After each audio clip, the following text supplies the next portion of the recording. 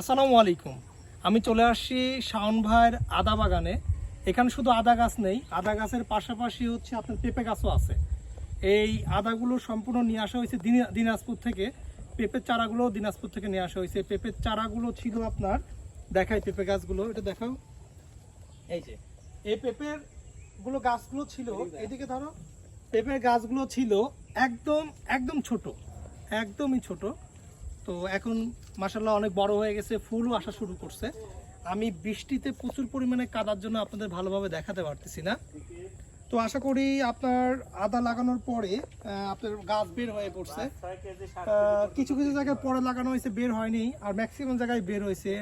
আল্লাহ দিলে অনেক ভালো আদা গাছ বের হয়েছে। তো অনেকেই প্রশ্ন করে যে ভাই আপনার এক এক বস্তা থেকে কত কেজি আদা আশা করেন? তো আমরা একটা ধারণা করছি, যদি আদার ফলন খুবই যদি কম হয় তাহলে 1 কেজি হবে, আর যদি আল্লাহ দিতে যদি ভালো হয় তাহলে 5 কেজি পর্যন্ত হতে পারে। সেখানে যদি আমাদের আল্লাহ দিলে 2 কেজি, 2.5 কেজি বা 3 কেজিও যদি হয়, মাশাআল্লাহ আমরা সন্তুষ্ট। আর পেঁপে গাছগুলো তো আছে, এখানে প্রায় 400 পেঁপে গাছ আছে।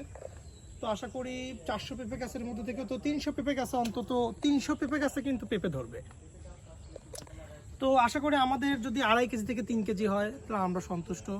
আল্লাহ যতটুকুই দেয়, আমরা যে 2.5 কেজি 3 কেজি বলছি, আল্লাহ যদি আমাকে 1 কেজিও দেয় তাতে আমি সন্তুষ্ট ইনশাল্লাহ। এইখানে আবার অনেকেই বলে যে ভাই একটা সিমেন্টের ব্যাগে আপনি কতটুকু মাটি দিচ্ছেন, বা এর মধ্যে তো কতটুকু সার টার দিয়ে টোটাল কতটুকু হয়েছে। একটা সিমেন্টের ব্যাগে আছে আপনার 25 কেজি করে মাটি, বা এর সাথে যে সারগুলো মিশানো হয়েছে সেটা দিয়ে 25 কেজি। তো এইটা আপনার 9 থেকে 10 মাসের মধ্যে ইনশাল্লাহ আদা হয়ে যাবে।